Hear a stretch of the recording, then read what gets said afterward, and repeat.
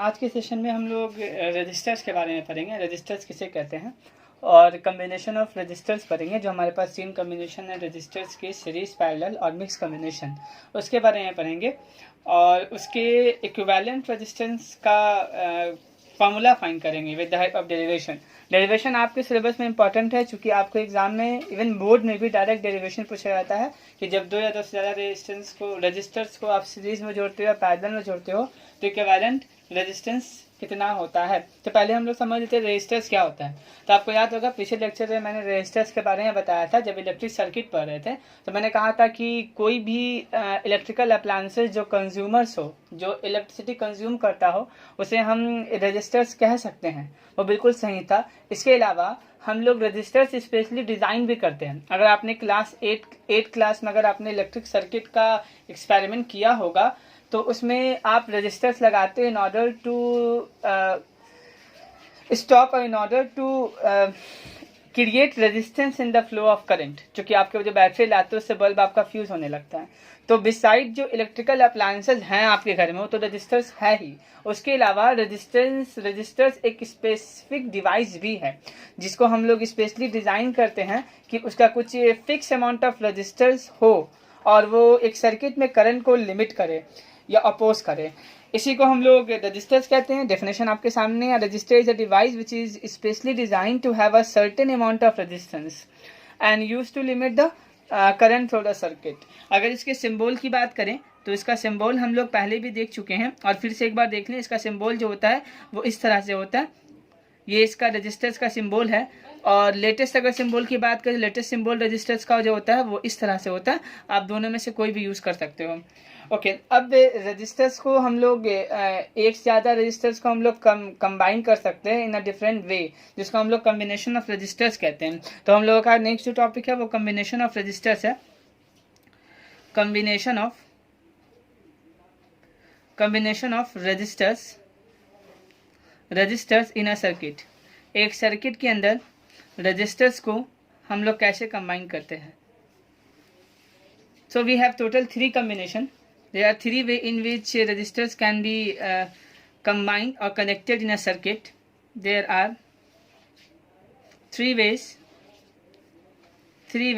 in which resistors can be connected in a circuit. पहला जो combination हमारे पास होता है उसको हम लोग बोलते हैं सीरीज कम्बिनेशन, और कनेक्शन भी आप बोल सकते हो। First is series combination. Next जो हमारे पास होता है वो होता है parallel combination.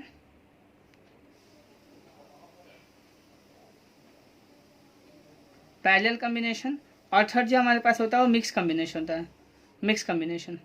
Mixed combination means some of the resistors may be in parallel and some other are in series. We can say it is series plus parallel combination. So इसमें सबसे पहले हम लोग सीरीज कम्बिनेशन के बारे में पढ़ेंगे कि सीरीज कम्बिनेशन क्या होता है। तो हम लोग पहले डिफाइन कर लेते हैं सीरीज कम्बिनेशन को। सीरीज कम्बिनेशन क्या होता है पहले इसे समझ लेते हैं हम लोग। सपोज करिए आपके पास तीन रजिस्टर है। एक का रेजिस्टेंस R1 है, दूसरे का रेजिस्टेंस R2 है, तीसरे का रेजिस्टेंस R3 है। इन सबको हमको सीरीज में कंबाइन करना है। सीरीज में जोड़ने का मतलब क्या है कि एक रजिस्टर्स को दूसरे रजिस्टर्स के बाद जोड़ेंगे। मतलब एक रजिस्टर का इन दूसरे रजिस्टर के इन से, दूसरे रजिस्टर्स का इन तीसरे रजिस्टर के इन से, इस तरह से जोड़ेंगे। नाम से ही मालूम पड़ रहा है। तो हम इन तीनों रजिस्टर्स को सीरीज में जोड़ के एक सर्किट बना के आपको दिखाते हैं, ताकि आपको ये बात समझ में आ जाए कि हम 3 रजिस्टर्स को सीरीज में किस तरह से जोड़ते हैं। तो यहाँ 3 रजिस्टर्स हम बना के आपको दिखाते हैं और तीनों को हम यहाँ पर सीरीज में जोड़ रहे हैं। ये हमारा रजिस्टर 1 है जिसका रेजिस्टेंस R1 है, और ये हमारा रजिस्टर 2 है जिसका रेजिस्टेंस R2 है, और यहाँ से हमारा रेजिस्टेंस 3 है जिसका रेजिस्टेंस R3 है। इन सबको मैंने एक दूसरे के बाद जोड़ा है। अगर हम नाम लिखें, सपोज करो कि ये इन A था, ये इन दोनों के लिए कॉमन है B है, ये इन दोनों के लिए कॉमन है C है, और ये फाइनली D है। ये तीनों को मैंने एक दूसरे के इन में जोड़ा है, मतलब सीरीज में जोड़ा है। और इस सर्किट से हम अब जो बचा हुआ अप्लायंसेज है उसको लगा देते हैं, जैसे consumer of energy electric cell लगा देते हैं, एक बैटरी यहाँ जोड़ देते हैं हम,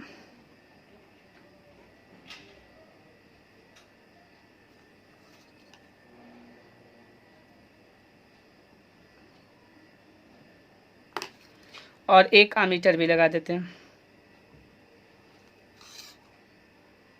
ये आपका एमीटर है, ये आपका सेल है, ये पॉजिटिव टर्मिनल, ये नेगेटिव टर्मिनल, और यहाँ से हम करंट ऑन कर देते हैं तो ये करंट यहाँ से फ्लो होने स्टार्ट हो जाएगा।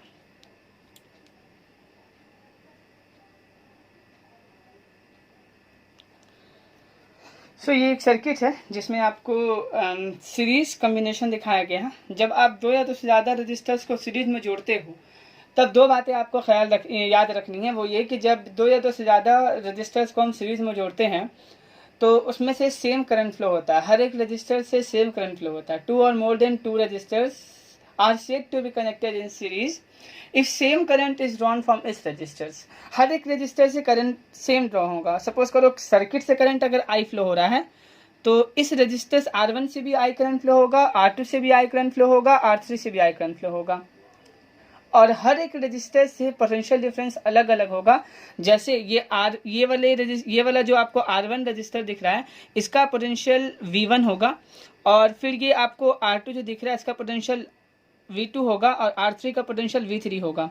और जब सारे के सारे जितने भी आपको यहाँ पर पोटेंशियल दिख रहे हैं, अलग अलग वोल्टेज दिख रहे हैं आपको अलग अलग रजिस्टर्स में, जब सारे रजिस्टर्स को हम सारे रजिस्टर्स के वोल्टेज को जोड़ देंगे तो हमको जो सर्किट में वोल्टेज है वो मिल जाएगा। मतलब आपको दो बात याद रखनी है, फिर से सुन लें। सब में करंट सेम फ्लो होगा, और जो पोटेंशियल डिफरेंस है यानी कि जो वोल्टेज ड्रॉप है, वोल्टेज है हर एक रजिस्टर से, इसके लिए V1, इसके लिए V2, इसके लिए V3, यानी सबके लिए वोल्टेज अलग अलग होगा। और जब सारे वोल्टेज को हम जोड़ देंगे तो वो जो मैंने बैटरी से दिया था वो उसके बराबर होगा। तो ये दो बातें आपको हर हाल में याद रखनी है।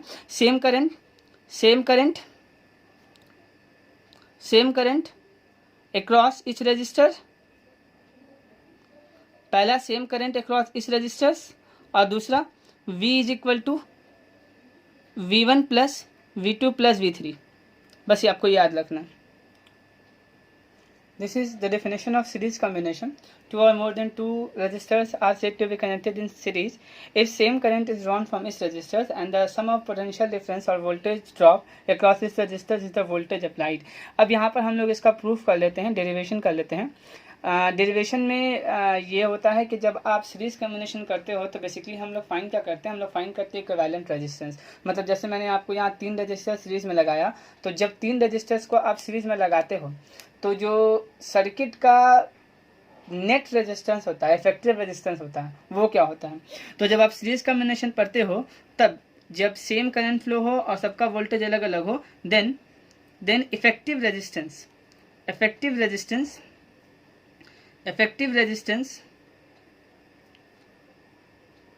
थ्रू द सर्किट, आप इसको इक्विवेलेंट रेजिस्टेंस बोल सकते हो। Equivalent resistance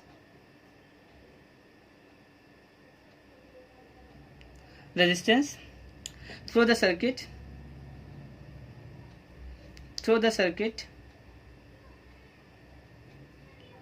is equal to, हम उसको RS लिख देते हैं चूंकि सीरीज है। तो RS का वैल्यू जो हो जाएगा कितना हो जाएगा, RS is equal to R1 plus R2 plus R3। अगर 3 रजिस्टर्स है तो जो इक्विवेलेंट रेजिस्टेंस हो जाएगा वो R1 plus R2 plus R3 हो जाएगा। मतलब जब आप 3 रजिस्टर्स को सीरीज में जोड़ोगे तो सर्किट का जो नेट रेजिस्टेंस होगा वो तीनों रजिस्टर्स के सम के बराबर होगा। यही सीरीज कॉम्बिनेशन है। अब इसी रिलेशन को हम लोग डेरिवेशन करेंगे और इस बात को प्रूफ करेंगे कि कैसे एक सर्किट के अंदर अगर 3 रजिस्टर्स हम जोड़ते हैं, सबकी रेजिस्टेंस अगर गिवन है तो इक्विवेलेंट रेजिस्टेंस जो होता है वो sum of individual resistance of the resistors होता है। चलिए सपोज करते हैं कि हमारे पास इसी को हमको प्रूफ करना है, इसी सर्किट से हमको प्रूफ करना है। तो हम मानते हैं यहाँ पर कि suppose R1, R2, R3, R1, R2 and R3 are resistance, लिख सकते हो आप are resistors connected in series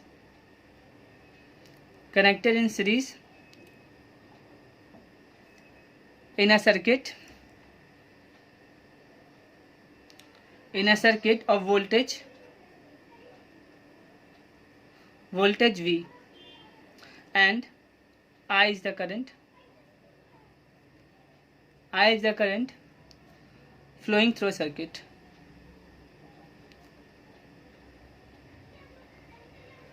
I जो है वो करंट है जो सर्किट से फ्लो हो रहा है।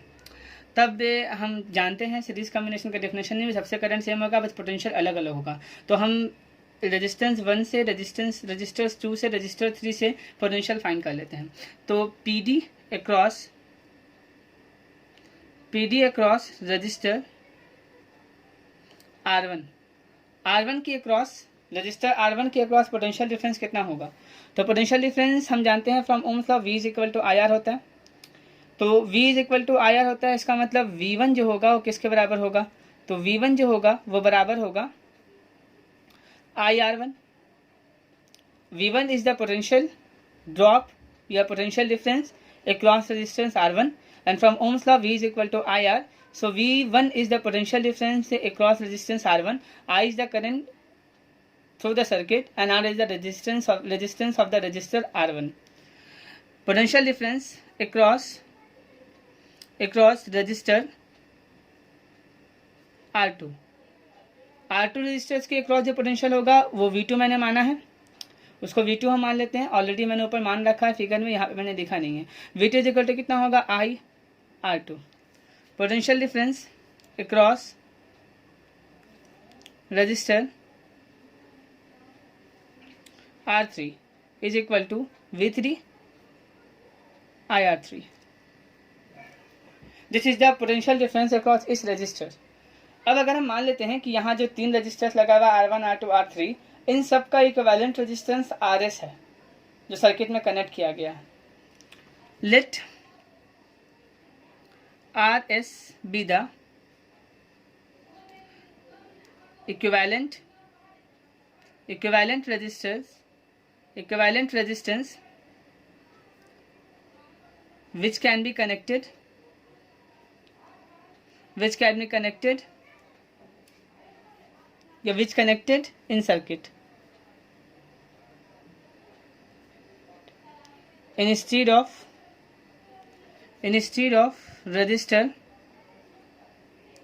resistors R1, R2 and R3। Equivalent resistance का मतलब समझ में आपको आना चाहिए। इक्विवेलेंट रेजिस्टेंस ये है कि अगर इन तीनों रेजिस्टर्स को हम हटा दें तो उसके जगह पर हम कौन सा रेजिस्टर लगाएं कि उन तीनों का काम करे। जैसे सपोज करो मेरे पास ये रूम है, इस रूम में हम 9 वाट का 3 बल्ब लगाए हुए हैं। तो इस रूम में जो लाइट की टोटल वाट जितना लाइट है वो 27 है। अब ये तीनों मैंने जोड़ा है, तीनों सीरीज में जोड़ा। अब इन तीनों को हटा के हम यहाँ 27 वाट का एक सिंगल बल्ब लगा दें तो हम बोलेंगे कि इन तीनों के बदला वो एक इक्विवेलेंट बल्ब होगा। सिमिलरली RS जो है वो इक्विवेलेंट रेजिस्टेंस है सर्किट से जो लगाया जा सकता है R1 R2 R3 के जगह पर। तब सर्किट की अगर बात करें देन सर्किट से RS किसके बराबर होगा? Again from we are talking from Ohm's law. तो RS का वैल्यू जो होगा रेजिस्टेंस V जो सर्किट से होगा, करंट जो सर्किट से होगा। इसका मतलब यहाँ से V का वैल्यू जो हो जाएगा वो RSI हो जाएगा। V का वैल्यू आपको क्या मिल जाएगा? RSI, where RS is the equivalent resistance of the circuit, V is the potential difference through the circuit जो आपने बैटरी से प्रोवाइड किया है, और I is the current through the circuit. हम जानते हैं फॉर सीरीज कॉम्बिनेशन, डेफिनेशन में हम देख चुके हैं। फॉर सीरीज कॉम्बिनेशन के लिए क्या होता है? तो सीरीज कॉम्बिनेशन के लिए फॉर सीरीज कॉम्बिनेशन के लिए क्या होगा? तो सीरीज कॉम्बिनेशन के लिए V जो होगा वो बराबर होगा V1 plus V2 plus V3 के। V का वैल्यू आपने यहाँ से निकाला है, तो V का वैल्यू यहाँ से है वो RSI है। V1 का वैल्यू आप यहाँ निकाले हो I1R प्लस V2 का वैल्यू I2R प्लस V3 का value IR3। RSI is equal to, सब में से आप I कॉमन ले सकते हो, it should be R1 plus R2 plus R3 in state. I से I कैंसिल हो जाएगा, and we get RS is equal to R1 plus R2 plus R3। This is our formula for equivalent resistance. ये आपका proof है, exam में ये proof आपसे पूछा जाता है। हो सकता है आपसे 2 रजिस्टर्स का प्रूफ पूछा जाए, तो आपको परेशान नहीं होना, अब 2 पूछा जाए 3 पूछा जाए, आप किसी का ये प्रूफ कर सकते हो। अब कुछ पॉइंट्स हैं जिनको आपको याद रखने हैं कि यहाँ पर जो हम प्रूफ किए हैं ये सिर्फ और सिर्फ 3 रजिस्टर्स के लिए प्रूफ किए हैं। ऐसा कोई ज़रूरी नहीं है कि सर्किट में 3 ही रजिस्टर्स हो सकता है सर्किट में n नंबर ऑफ रजिस्टर्स हो, 5 6 7 8 9 10। तो हम स्टार बना के यहाँ पर एक पॉइंट बना लेते हैं कि if there are n number of resistors, आपके पास n नंबर ऑफ रजिस्टर्स है and are connected in series, क्योंकि सीरीज के बारे में बात कर रहे हैं। If there are n number of resistors then RS should be equal to R1 plus R2 plus R3 plus dot plus RN। जितना भी होगा आप सारे को क्या करेंगे, ऐड कर लेंगे। जितना भी रजिस्टर्स होगा सबको आप ऐड कर लेंगे सिंपली। एक स्टार पॉइंट में हम लोग यही बना सकते हैं कि यहाँ पर जो रजिस्टर्स था ये आइडेंटिकल नहीं था, मतलब सारे रजिस्टर्स के रेजिस्टेंस का वैल्यू अलग अलग था, R1 R2 R3। ऐसा भी हो सकता है कि हमारे पास 2 ओम का रजिस्टर हो और वही हमारे पास 25 पीस हो। मतलब अगर आइडेंटिकल रजिस्टर हो तब सीरीज कॉम्बिनेशन में इक्विवेलेंट रेजिस्टेंस कैसे निकालेंगे, स्टार बना के इसी वे में देख लेते हैं कि अगर हमारे पास इफ देयर आर n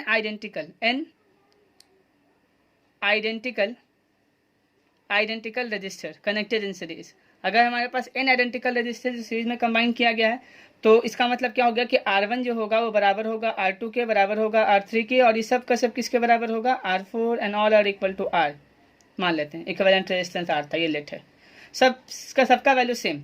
तब RS का वैल्यू जो हो जाएगा वो R1 plus R2 plus R3 plus dot plus RN होता है, सबका वैल्यू सेम है। इसका मतलब R प्लस डॉट R। जितनी बार लिखा है ये RN लिखेंगे हम, जितनी बार लिखा हुआ है मतलब ये n टाइम्स लिखा है तो आप यहाँ पर इसको काट के n टाइम्स लिख लें। मैथमेटिक्स लैंग्वेज में ज़्यादा बेहतर ये है n टाइम्स। तो ये कितना हो जाएगा आपको, अगर R लिखा हुआ है n times this should be NR। ये आपको मैथमेटिक्स में पढ़ना है कि अगर हम ऐसे इसको आप समझो कि अगर हमारे पास 1 + 1 + 1 + 1 ऐसा लिखा हुआ है 25 टाइम, तो क्या लिखेंगे 25 × 25। ये बिल्कुल सेम है। अगर हमारे पास 3 लिखा हुआ है 3 + 3 + 3 + 3 + 3 25 टाइम, तो 3 × 25। सिमिलरली हमारे पास R कितनी बार n टाइम, तो RS = NR। सीधा सा बात, एग्जांपल समझो, हमारे पास रजिस्टर्स का वैल्यू है 5 ओम और वैसा आइडेंटिकल रजिस्टर 10 लगाया गया एक सर्किट में सीरीज में, इक्विवेलेंट रेजिस्टेंस कितना होगा, तो एक रजिस्टर्स का वैल्यू 5 ओम है और 10 आइडेंटिकल रजिस्टर हैं सीरीज में जोड़ा गया है, तो इक्विवेलेंट रेजिस्टेंस जो होगा वो NR होगा। n का वैल्यू 10, चूंकि 10 रजिस्टर्स था, और R का वैल्यू हो गया आपको 5, तो 10 × 5 दैट इज 50 ओम। सर्किट से रेजिस्टेंस जो होगा वो 50 ओम होगा। ओके, एक स्टार आप मेंशन कर सकते हो सीरीज कॉम्बिनेशन में, और वो ये है कि अभी आप बिल्कुल देख सकते हो कि सीरीज कॉम्बिनेशन में तो हर एक के रजिस्टर्स का रेजिस्टेंस ऐड करते हैं। तो इसका मतलब यह हुआ कि जो वैल्यू होगा इफेक्टिव रेजिस्टेंस का सीरीज कॉम्बिनेशन में वो बड़ा होगा, हर एक इंडिविजुअल जो सबसे बड़ा इंडिविजुअल रजिस्टर्स होगा उसकी वैल्यू के बड़ा होगा। इस बात को हम नोट कर सकते हैं। The value of effective resistance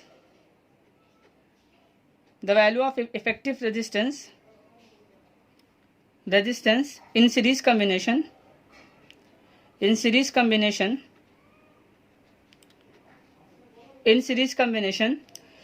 is even greater than the largest value of resistors in the circuit। Circuit का जो सबसे बड़ा रेजिस्टेंस का वैल्यू होगा उससे ये बड़ा होगा इक्विवेलेंट रेजिस्टेंस का वैल्यू। ये जो कि अंडरस्टूड है। नाउ हम लोग पैरेलल कॉम्बिनेशन देखेंगे।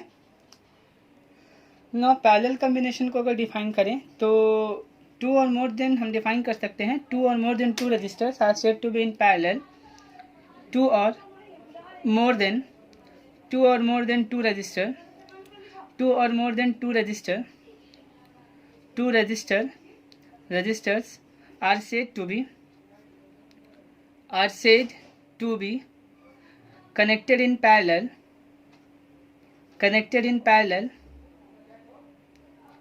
if different current is drawn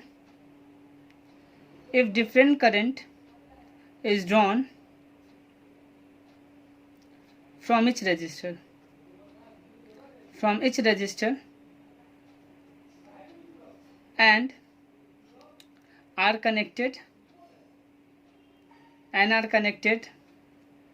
to the same point so that their potential remains same.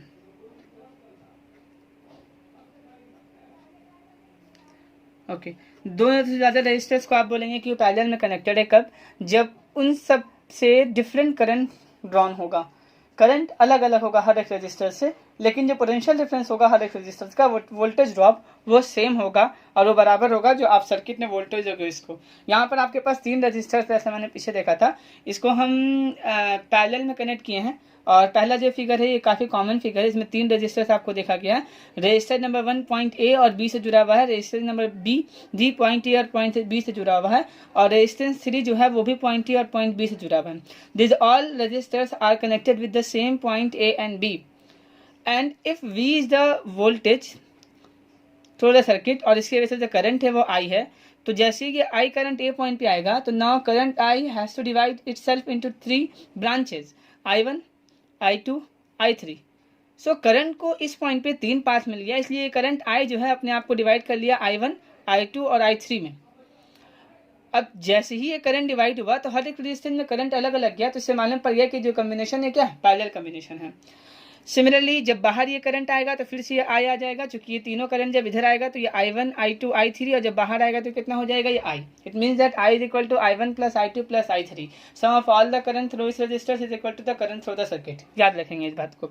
ये फिगर जो है इसी का एक न्यू फॉर्म ये है, जिसमें ही 3 रजिस्टर फिर लगाया गया है, R1, R2, R3, और इन तीनों रेजिस्टर्स को अगर ध्यान से देखोगे तो तीनों एक ही पॉइंट से जोड़ा गया है, and that point is A and B. अगर इस R1 की बात करोगे तो इसका एक इंड ए है, दूसरा इंड बी है, इसका भी एक इंड ए है, बी है, एक इंड ए है, दूसरा इंड बी है, तो ये भी क्या है, पैरेलल में है। अगर इससे वोल्टेज वी है, करंट आई आ रहा है, तो ये आई पहले यहाँ डिवाइड होगा I1, फिर यहाँ डिवाइड होगा I2, फिर यहाँ डिवाइड होगा I3, और जब ये बाहर आएगा तो फिर से क्या बन जाएगा, आई बन जाएगा। This are the 2 different figure of same circuit.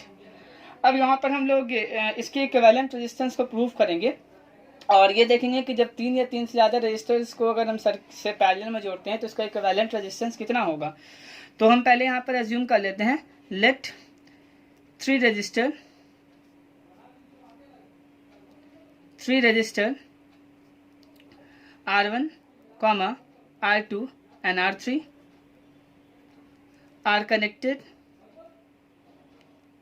are connected in parallel।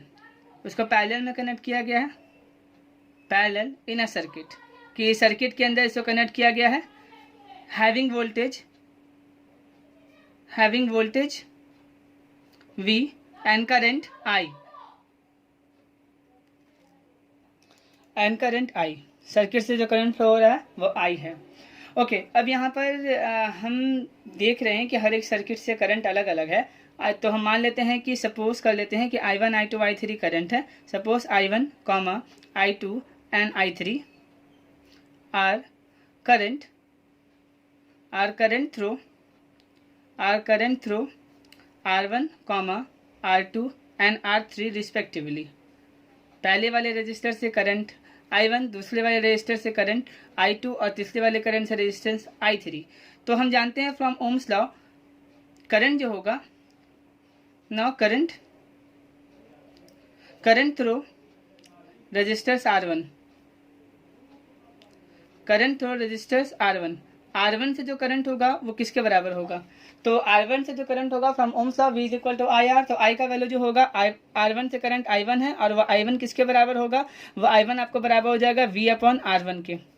Current through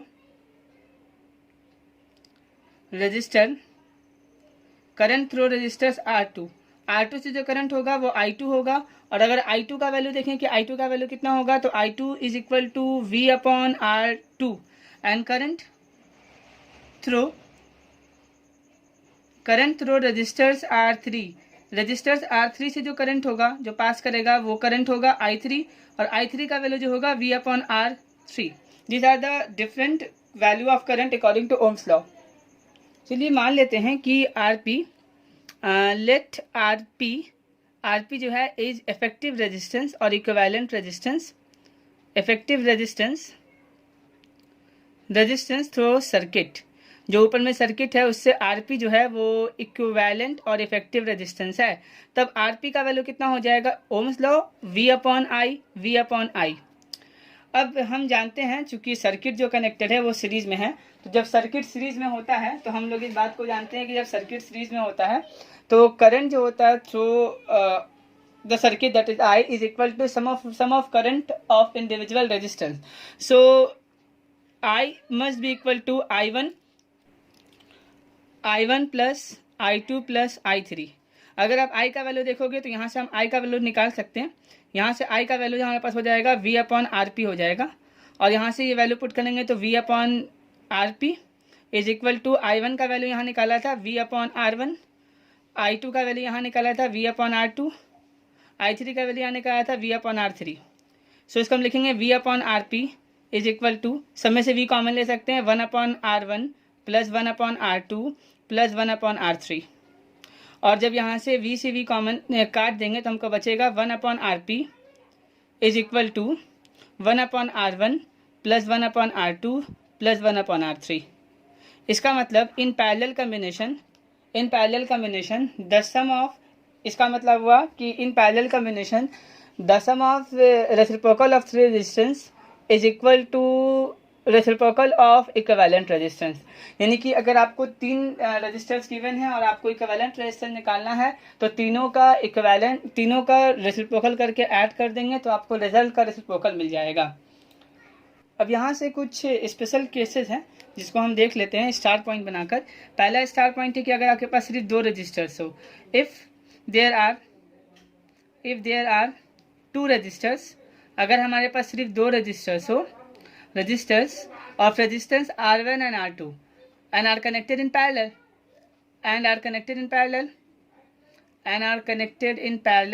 इसको पैरेलल में कनेक्ट किया गया है, तब जो 1 अपॉन RP का वैल्यू हो जाएगा वो 1 upon R1 plus 1 upon R2 के बराबर होगा। और इसको हम सॉल्व कर दें तो it should be equal to R1 R2 LCM, R1 से R1 cancel, R2 plus R1, और ये हो जाएगा 1 अपॉन RP। अगर इसको रेसिप्रोकल कर दे तो ये RP हो जाएगा और ये हो जाएगा R1 R2 divided by R2 plus R1 या R1 प्लस R2। सो जब दो रजिस्टर्स को पैरेलल में जोड़ा जाएगा तो उसका इक्विवेलेंट जो होगा वो होगा R1 R2 divided by R2 plus R1 या R1 plus R2, that is equivalent resistance RP is equal to product of two resistance divided by sum of the given two resistors. अब अगर ऐसा हो जाए कि उस सर्किट में n number of registers हो तो बहुत आसान है, if there are n number of resistors, अगर सर्किट में n नंबर ऑफ रजिस्टर्स हो और उसको कनेक्ट किया है पैरेलल में तो 1 अपॉन RP जो होगा वो इक्वल होगा 1 upon R1 plus 1 upon R2 plus 1 upon R3 plus 1 upon R4 and so on plus 1 upon RN। If ये नॉर्मल सा फॉर्मूला होगा, जितना होगा उतना आप ऐड करते हुए सबको सॉल्व करते जाओगे। अब अगर ऐसा हो जाए कि ये जो रजिस्टर है R1 R2 ये सारा आइडेंटिकल हो जाए, if there are n identical resistors, अगर हमारे पास n आइडेंटिकल रजिस्टर्स हो जाए, मतलब R1 is equal to R2 is equal to R3 is equal to R4 is equal to R, सब कुछ R के बराबर हो जाए, तब 1 अपॉन RP जो होगा वो इक्वल होगा 1 upon R plus 1 upon R plus 1 upon R plus dot dot dot plus n times तक ये करोगे आप, तो जब n टाइम्स तक करोगे तो हो जाएगा n अपॉन R। तो 1 अपॉन RP का वैल्यू कितना, तो 1 अपॉन RP का वैल्यू आपको हो जाएगा 1 अपॉन RP का वैल्यू हो जाएगा n अपॉन R। तो अगर इसे पोल कर दोगे तो RP का वैल्यू आपको निकल जाएगा R upon n। Most important, अगर आपके पास n नंबर ऑफ रजिस्टर्स हो और जो पैरेलल में जोड़ा गया हो तो इक्विवेलेंट रेजिस्टेंस जो होगा RP वो होगा R अपॉन n। एक छोटे से स्टार बना के एक पॉइंट और भी आप याद कर सकते हो यहाँ पर, एक स्टार बनाकर, और कि जैसा कि आप देखें अभी कि RP का वैल्यू, चूंकि हम जानते हैं कि RS का वैल्यू कितना आया था NR और RP का वैल्यू अभी कितना आया है, तो RP का वैल्यू आया है R अपॉन n। तो अगर हम दोनों का मल्टीप्लाई कर दें, अगर हम दोनों में फर्स्ट केस लें और दोनों का मल्टीप्लाई कर दें RS इंटू RP, तो RS इंटू RP मल्टीप्लाई करने पे क्या मिलेगा, n upon R into R upon n, n से n कैंसिल हो जाएगा और RS इंटू RP का वैल्यू जो होगा वो आर स्क्वायर के बराबर हो जाएगा। You have to keep this thing in your mind. Normal सा रिजल्ट है जिसको आप याद रख सकते हो। यहीं पर इस कंटिन्यूस में एक रिजल्ट और भी आप देख सकते हो कि अगर ऐसा हो जाए कि आर एस को हम डिवाइड कर दे आर पी से, तब क्या होगा। तो आर एस का वैल्यू तो एन आर है और आर पी का वैल्यू जो है वो आर अपॉन एन है। तो ये एन ऊपर जाएगा, आर से आर कैंसिल हो जाएगा, तो R S upon R P जो होगा वो बराबर हो जाएगा आपको एन स्क्वायर के। रिजल्ट याद रखें, अगर कहीं पर यूज हो तो आप इसको यूज करें।